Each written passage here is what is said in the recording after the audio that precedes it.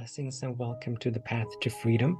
My name is Daniel Roquéo, and as always, I'm deeply grateful and honored that you're choosing to tune in, that you're choosing to join me in a moment of expanding our consciousness and raising our vibration as we move along this path, this beautiful path of freedom, this beautiful path of awakening. So today we are exploring a little bit how we are showing up in the world. And as I'm moving through quite an intense, I was going to say intense, that's not at all what I mean, quite a profound transformation right now. This is a very predominant question in my life, in my consciousness. How am I showing up in the world? And even more importantly, how do I wish to show up in the world? As I have moved through life, and as I'm now in a state of rebirth, I get to challenge my own ways of being. And we always, every single moment is a new beginning. Every single moment offers a new start, an opportunity for us to begin again, to make new choices, to make higher choices, to take off in a new direction, to choose our lives to be about something else than what they may have been. And they have been like that for a long, long time. But in this moment, right now, right here, we're all given the opportunity to make new choices. And so as I'm reflecting on who I have been and going forward, who I wish to be as I'm moving through life, this is a beautiful question. How is it? Or actually, that's not at all the question. How do we wish to show up in the world? That's the question. Are we showing? And obviously, it all begins with us taking a good and honest look at how we are showing up in the world right now. Are we a bundle of joy? Are we shining our lights? Are we unconditional in our loving? Are we compassionate? Are we forgiving? Are we encouraging? Are we being of service, of assistance? Are we leaning into generosity and kindness? Or are we stingy? Are we greedy? Are we irritable? Are we judgmental? Are we opinionated? Are we myopic in the sense that we believe that the world revolves around us and what we need is the most important thing in the whole wide world, and that we have our needs met, that we get what we want, that's the most important thing in the whole wide world? So these are beautiful questions that we get to ask. And obviously, always when we ask such questions, when we ask any kind of question, whenever we move into self-exploration or self-observation, we're all invited to be very gentle and loving and kind towards ourselves. Whatever comes up, whatever we become aware of, is a blessing. Whatever we become aware of, even if it's something that we perhaps experience shame about, or guilt about, or being embarrassed about, or it may rise to self-loathing or self-hatred or whatever the case may be, but we always, none of these, shame or guilt or loathing and blame, self-blame, none of these serve us in any kind of way. The only thing they do, the only thing that they serve is making us feel bad, pushing us down, beating ourselves up. There's no transformational value in any of these, in anything arising from that judgmental vibration and state of consciousness. So we always want to be loving and kind towards ourselves. And a good way to be that is to sort of look at ourselves as a small child learning to walk. So this child has just learned to stand up, and he's standing there, and it's a challenge for it to keep its balance. It wiggles and it sort of sways back and forth, and it takes that first very hesitant, almost stumbly step, and it falls, and he gets up. He begins again, and he falls, and he gets up, and he begins again, and he falls, and he gets up, and he begins again, and so he goes. And we as adults, most of us would be very encouraging. When he takes that step, we would go, yay, good job, way to go. And when he falls, we go, oh, that's all right, no worries, let's try again. And that's the approach that we want to have towards ourselves, to be gentle and loving and kind as we explore and as we choose how we wish to show up in the world. Because we do get to choose. That's actually what this talk was going to be about, but we got sidetracked, and that's beautiful.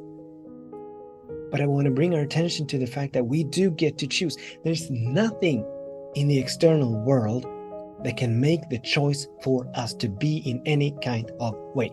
Yes, there are egoic structures. The ego wants to be justified. The ego wants to be right. It wants to defend itself and protect itself. It's false self of self, false sense of self. But apart from the ego wanting us to stay put, to stay where we are, there is nothing in the world that has the power to make any choice for us unless we give it the power, or them. So whatever conditions we are moving through, whatever circumstances we are facing, whatever people are saying or not saying to us, about us, whatever they are doing or not doing, we still have this sovereign power over our own minds.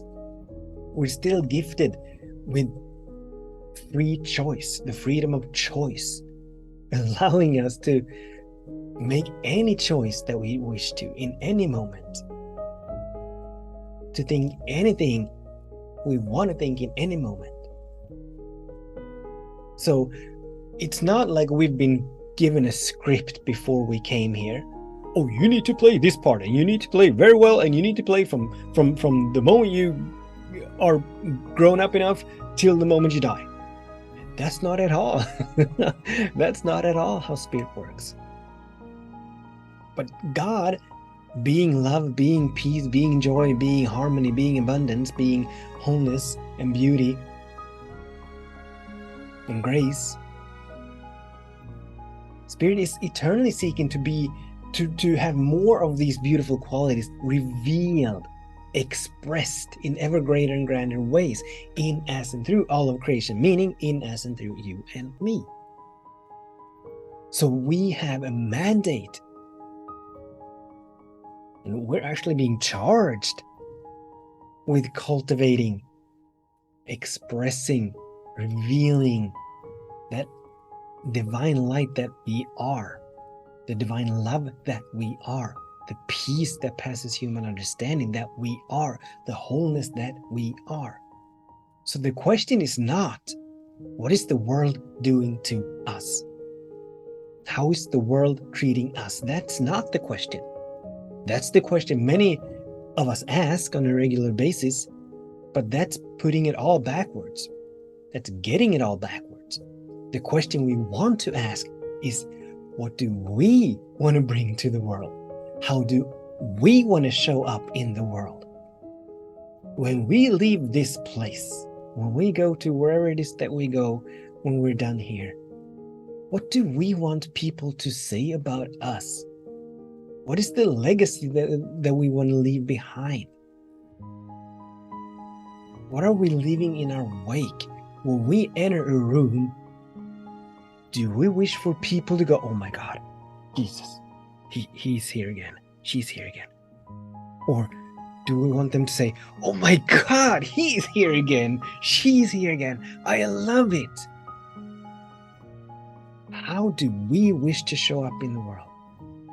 Do we wish for people to feel uplifted by our very presence, to feel inspired, to feel encouraged, to feel empowered?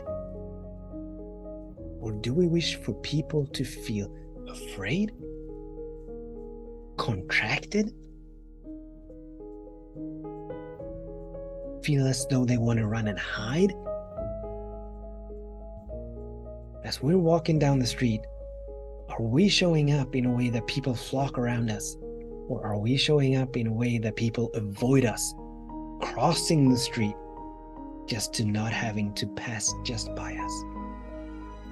So it's not a question of what is the world bringing me? What is the world bringing us? But the real question is, what am I bringing to the world? You may have heard the talk, I don't even know what it's called, but I quoted a story, or I shared a story that I've heard. Someone shared with me that when they were growing up, they had a grandmother or grandfather who said that if the world was divided into two camps, the givers and the takers, be sure to run to the side of the givers, and your life's going to flow beautifully.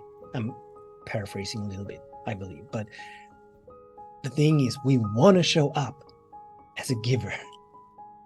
We want to show up seeking to give more than we get. And obviously, when more of our lives is about giving, how can I serve? How can I be of service? How can I support? How can I assist? When more of our lives is about that, when we turn our attention more to that than to how can I get? And how can I get more? And how can I keep what I already have?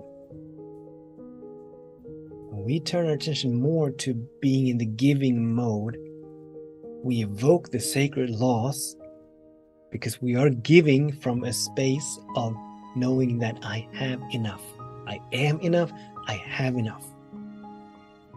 And that's when we really, really, really get to enjoy observing, witnessing what true abundance means, what true opulence means, what true prosperity means. It's not about stockpiling money or hoarding money, but it is about participating in a beautiful circulation where all of our needs are met at every level, all of the time. So how do we wish to show up in the world? It doesn't matter how I have showed up. It doesn't matter how we have showed up. The sacred laws, they are impersonal and they are immutable. They care nothing at all about the past, any more than the law of gravity cares about the past. None of these physical laws, the law of gravity, the law of buoyancy, the law of electricity, the law of there are other laws that don't come to mind right now, but none of them care anything about who we are, what we've done in the past, what kind of degrees we have, how much money we have in the bank, our last name, the color of our skin, our sexual orientation. They care nothing about that. All they care about is what we are in vibrational alignment with. Are we moving in adherence with their principles or not? So how do we wish to show up in the world? And beautiful questions to ask once we begin to articulate and describe to ourselves how we wish to show up, who we wish to be. Maybe we've caught that, well, I want to be more loving. I want to be more forgiving, or I want to be more generous. I want to be more kind. I want to be more joyous, or I want to be more peaceful, or I want to get more into being of service. Once we catch that and begin to articulate and describe that, now we get to ask a couple of other questions. So I know what it is, how I wish to show up in the world. I've described and articulated my intention or my vision. Now the questions are, this choice that I'm about to make, or this choice that I just made, is that in alignment with how I wish to show up in the world, who I wish to be? Or is it in alignment with something lesser? And little by little by little, by asking these questions, we get to fine-tune ourselves. We get to make course corrections along the way, aligning us more and more and more, fine-tuning ourselves more and more and more to that intention, to that vision that we have begun to catch for ourselves and for our lives. So this is not about making quantum leaps or making drastic changes overnight, but it is about incrementally, step by step by step, moment by moment by moment, becoming aware of how we wish to show up in life, who we wish to be, and then begin to move in that direction. So that's our invitation. The question today that we're invited to ask is, who do I wish to be? How do I wish to show up in life, in the world? And then begin to catch the answers to that question. Thank you so much for tuning in, for participating, for listening. Until the next time, I absolutely bless all our days, and I bless all of our ways. With much love, many blessings. Namaste.